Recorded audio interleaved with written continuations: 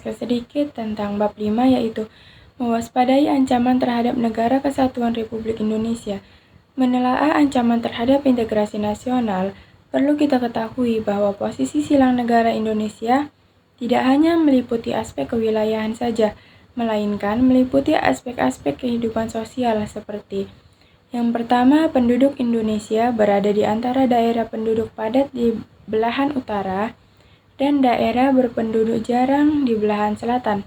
Yang kedua ada ideologi Indonesia terletak di antara komunis dan liberalisme. Yang ketiga, demokrasi Pancasila berada di antara demokrasi rakyat di utara atau Asia Daratan bagian utara dan demokrasi liberal di selatan.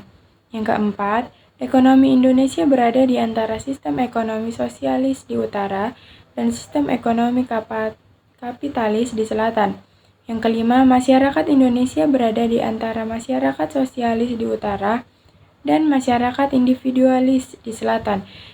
Yang keenam, kebudayaan Indonesia berada di antara kebudayaan timur di utara dan kebudayaan barat di selatan. Yang ketujuh, sistem pertahanan dan keamanan Indonesia berada di antara sistem pertahanan kontinental di utara dan sistem pertahanan maritim di barat, selatan, dan timur. Indonesia juga memiliki banyak ancaman-ancaman, baik dari dalam negeri maupun luar negeri, yang dapat mengancam kedudukan NKRI.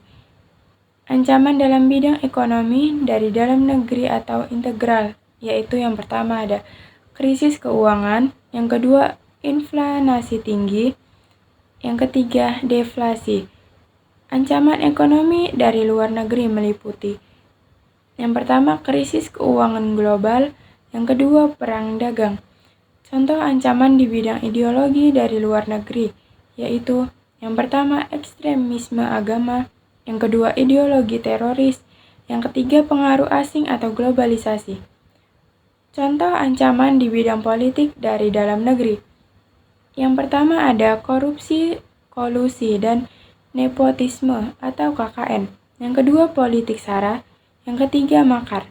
Contoh ancaman di bidang politik dari luar negeri.